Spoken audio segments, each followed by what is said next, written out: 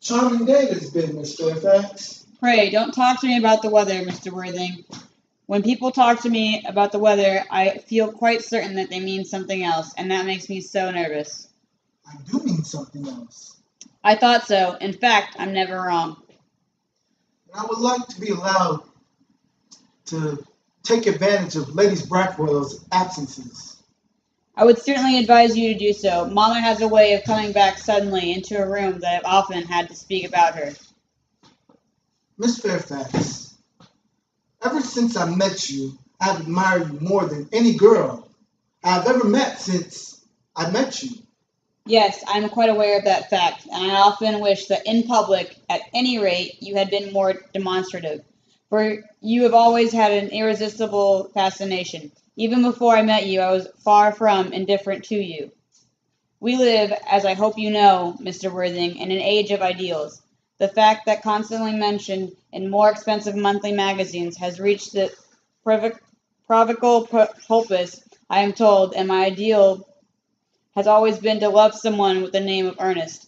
There is something in the name that inspires absolute confidence. The moment first mentioned me to you, he had a friend named Ernest. I knew I was destined to love you. You really love me, Gwendolyn? Passionately. Oh, darling, you don't know how happy you made me. My own Ernest. But you really don't mean you couldn't love me if my name wasn't Ernest. But your name is Ernest.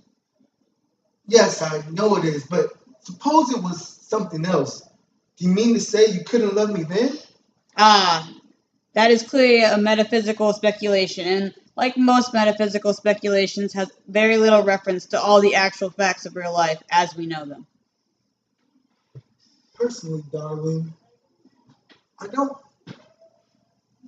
Personally, darling, to speak candidly, I don't quite care for the name Ernest. I don't think it suits me.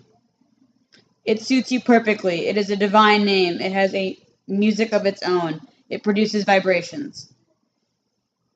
Well, really, Gwendolyn, there are so many other nicer names.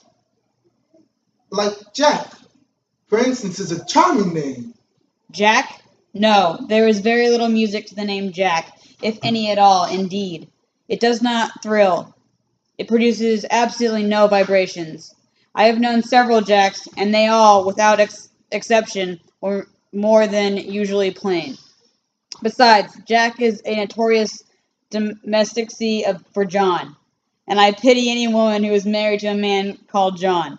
I would probably never be allowed to know the intrinsic pleasure of a single moment's solitude. The only real safe name is Ernest.